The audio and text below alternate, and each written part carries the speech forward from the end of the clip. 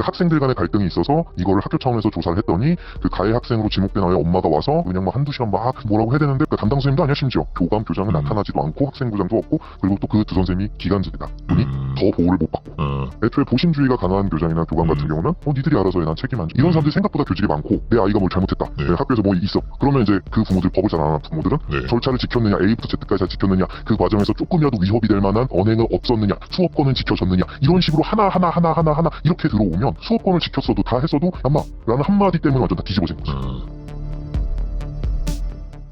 분사광 최상훈 코너는 사실 우리 사회에 만연한 또 눈에 잘 보이지 않는 오랜 기간 쌓여왔던 문제점들이 표출되기 시작했을 때 해결책이 무엇이고 왜 이런 현상이 생겼는지에 대해서 입체적인 그런 이해를 높이기 위해서 제작하는 프로그램이거든요. 부동산을 보실 때도 교육이라는 요소를 굉장히 중요하게 평가할 만큼 이것도 우리 채널과 완전 무관한 건 아닌데, 그래서 어떤 문제가 발생을 하고 있고 이런 거에 대한 해결책은 정말 뭔지 그런 걸 제대로 짚어보려고 합니다. 일단 많은 분들이 교권이 붕괴됐다 이런 얘기를 하면은 그 교권을 오해를 하는 게 있습니다. 뭐냐면은 교권이 교사가 학생들을 마음대로 체벌을 해야지 교권이 살아나는 거라고 생각을 하는 경우가 있는데요. 아버지 뭐 하시노? 아버지 뭐 하시노? 근데 교권이라는 거는 교사와 학생 간의 관계는 교권의 아주 일부 부분이고, 사실은 교사가 본인의 전문성을 발휘해서 정상적인 교육 활동을 할 수 있도록 외부로부터 독립적으로 보존받을 수 있는 그런 걸 말하거든요. 그 외부라고 하는 거는 학교도 조직이다 보니까 바로 윗상사, 그리고 교장, 교감, 또 교육부처, 그리고 요즘에 정말 학부모들 중에서도 그 빌런이라고 불리는 학부모들이 일부 등장하고 있는데, 이런 학부모 등 외압으로부터 교사가 자기의 교육 전문성을 발휘해서 학생들을 가르칠 수 있도록 환경을 보존하는 걸 말하는 건데요. 그래서 지금 교사들이 여의도에 30만 명이 모여서 공교육 교권 붕괴가 됐다고 얘기를 한 그 교권은 학생들을 체벌하게 해달라 이런 부분이 아니라 교사가 이 외부로부터 간섭을 받지 않을 수 있도록 자기를 보호할 수 있는 그런 시스템을 만들어달라, 이게 교권의 코어가 되는 겁니다. 그리고 앞서서 얘기를 했던 의정부 사건이라든가 서희초 사건이라든가 용인 사건이라든가 이런 사건들은 결국은 일부 학부모라든가 다른 단체들에서 교사에게 압박을 가하는 과정에서 발생을 한 거고요. 그래서 이런 것들이 이제 문제가 되는 겁니다. 그런데 결론부터 얘기를 해버리면은 안타깝지만 교권은 회복이 되기가 어려워요. 이거를 파면 팔수록 결국 현재의 교권이 이렇게 실추가 된 거는 약 한 20년, 30년 전의 그런 역사와 교육 입시 과정, 그리고 우리나라 사회가 아이를 어떻게 키워야 되는지에 대한 전반적인 패러다임의 변화와 다 연계가 되어 있거든요. 그렇기 때문에 그런 거를 깊게 들어가면 들어갈수록 현재의 교권을 근본적으로 다시 수복시키기는 어려운 것 같고, 다만 어떤 수준에서는 봉합할 수 있을 것 같은데 이제 그런 얘기를 해보겠습니다. 현재 중고등학생 자녀를 둔 학부모들은 자녀가 공동체 속에서 어떤 자기의 역량을 발휘하기보다는 교육을 서비스라고 봤을 때 그 서비스의 수요자 쪽에서는 학교에 바라는 게 뭐냐면은 대학교를 잘 갈 수 있도록 준비해 줬으면 좋겠다는 그런 마음이 크거든요. 이런 거가 결국엔 지금 교권이 무너진 가장 큰 원인 중에 하나인데요. 원래 중고등학교 아니면 초등 중고등학교를 거치면서 공교육이 원하는 해야 되는 그런 과정들이 다 존재해요. 그러니까 중고등학교 때 우리 때 막 체육 시간에 농구하고 축구하고 나가고 운동하고 뭐 하고 단체 활동하고 이런 여러 가지 입시 교육 외적인 여러 활동도 그 연령대에 다 해야 되는 거고, 그들끼리 그 연령대에서 해야 되는 것들이 있는데, 이런 것이 어떻게 보면은 현재의 대입 입시 시스템 속에서는 아주 필수 불가결한 거라고 느끼기보다는 대입에 아주 맹목적으로 꽂혀있는 학부모 같은 경우에는 그게 다소 거추장스럽다는 그런 개념으로 받아들이게 되거든요. 그리고 현재는 사교육, 입시 전문 사교육 기관들이 굉장히 많이 등장을 할 수밖에 없게 됐고, 이제 학부모들은 어떻게 됐냐면은 입시와 관련된 권위는 사교육 강사들에게 주기 시작을 했고요. 공교육 선생님들한테는 입시와 관련된 권위를 주고 있지 않죠. 그러니까 권위를 사교육 강사에게 줬기 때문에 사교육 강사들의 발언은 엄청난 파워를 갖게 됐고요. 공교육 선생님들이 하는 말에 대해서는 학부모들 스스로 잘 듣지 않는 이런 과정이 이제 일어나게 됐습니다.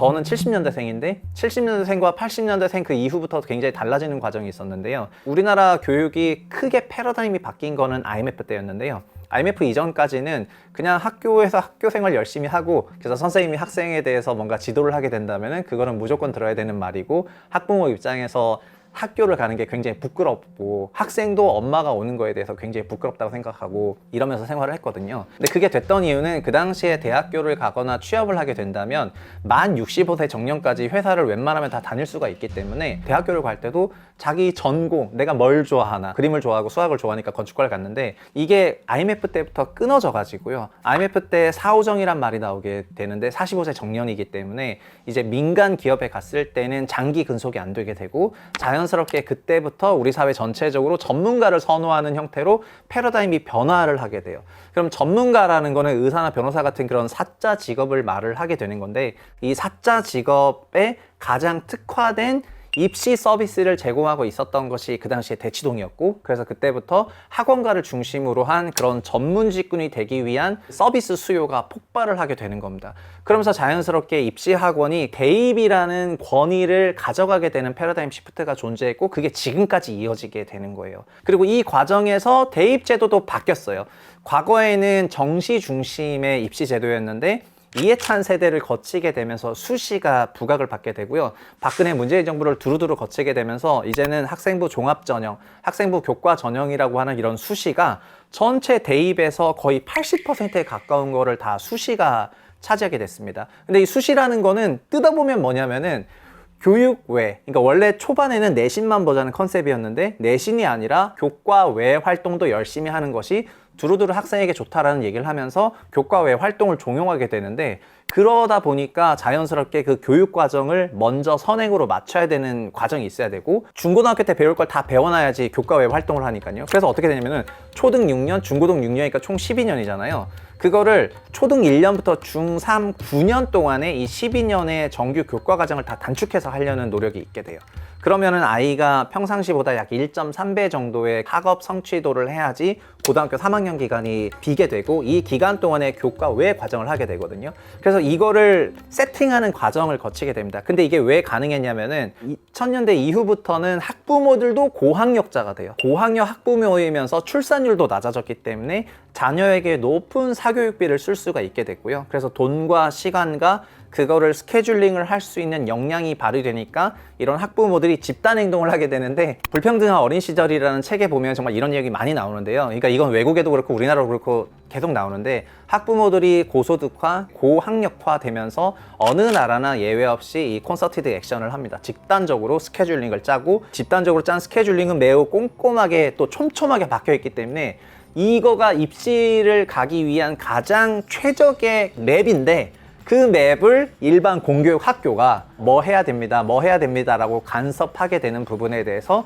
집단 행동을 하게 되는 거죠. 카톡방 만들어가지고 그 선생님을 대상으로 이렇게 하시면 안 되죠 라고 쏘아버리게 된다거나 그럼 거꾸로 이런 생각들이 되는 건데 이 친구가 초등학교 1학년부터 중 3학년까지 9년 동안 12년 교과 과정을 엄청 가열차게 하고 있는데 중학교나 고등학교 들어와가지고 그거에 대해서 기스가 나거나 훼손되는 어떤 일들이 발생했을 때 그 부모가 느끼는 그 마음이라는 건 뭐냐면은 우리 애가 9년간 다른 애들이 12년에 배울 걸 노력해가지고 쭉 오고 있는데 그게 나는 부분에 대해서 너무나 큰 데미지라고 느끼기 때문에 이거에 대해서 너무나 적극적으로 행동을 하게 되고 이런 과정에서 이게 과유불급이라고 선을 넘어가게 되면은 그냥 그 순간 빌런이 되는 거예요. 그래서 이번에 의정부 사건에서라 또 보면은 남자 교사가 군대까지 갔는데도 불구하고 군대까지 따라가서 소송을 하게 되는 그런 과정이 있고 갔다 와서 방과 후 교습을 하려고 대기하고 있는데 그거를 교장한테 컨펌 받아가지고 다 대기를 하고 그러니까 완전 스토커처럼 붙어 다니는 그런 과정이 있었고요. 심지어 장례식장에서도 진짜 어떤 마음이었는지 모르겠는데 그 교사가 사망했는지를 체크하려고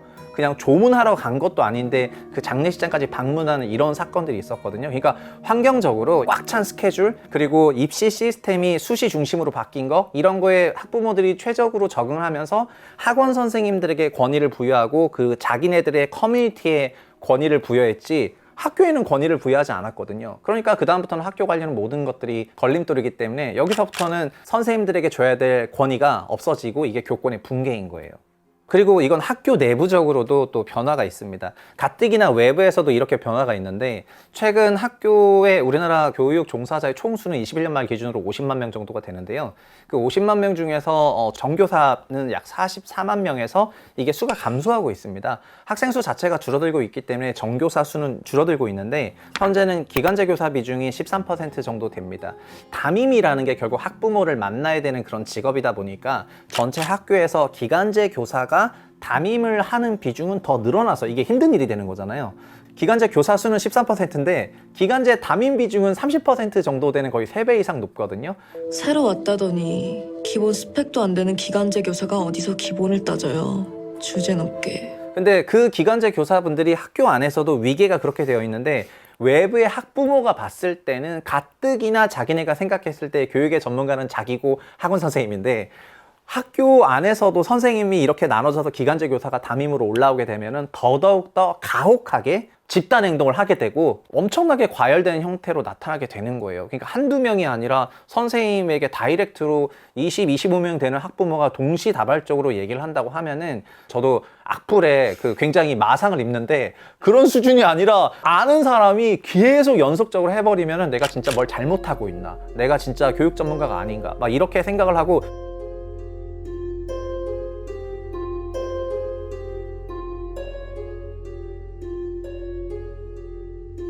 그래서 냉정하게 말하면 사실은 교육이라는 거는 입시만이 교육이 아니라 입시 외적인 부분이 더 큰 교육이 되는 건데 입시만을 능사로 학부모가 하다 보면 이렇게 되는 거고요. 실제로 공교육을 제대로 다 소화하지 못하고 성인이 되면 또 어떻게 되냐면은 이 성인이 되면은 중고등학교 때 배웠어야 될 그런 사회성이라든가 그 도전과 실현 이런 것들을 경험하지 못하고 바로 프로 무대에 나가서 직장 생활하면서 그걸 경험해야 되니까 그때도 이제는 학부모들이 전화를 해가지고 회사에 이제 부장님 우리 애가 어저께 너무 피곤해가지고 과로를 했는데요 야근시키지 말아주세요 이렇게 그 중고등학교 과정에 있었어야 될 필수적인 그런 커뮤니티 교육이나 이런 걸 제대로 못 받은 상황이 이렇게 되는 거예요. 이런 것처럼 전반적으로 사회적인 성숙도가 낮아지는 그런 학생들이 이제 많이 만들어지는 게 문제이기도 한데요.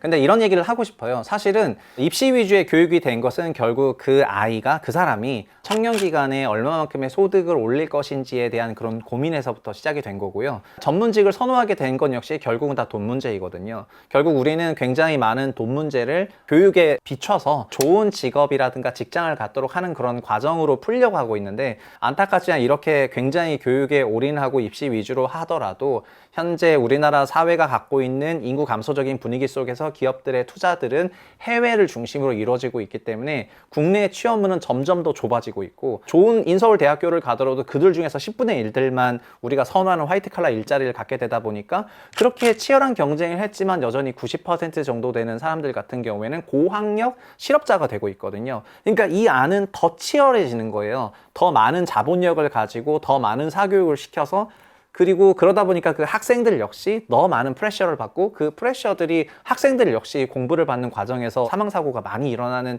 배경이 여기 있는 거고요. 그래서 이런 걸 막 극한으로 점점 치닫고 있는데 눈에 보이지 않을 뿐이지 사실은 굉장히 문제점들이 쌓이고 있습니다.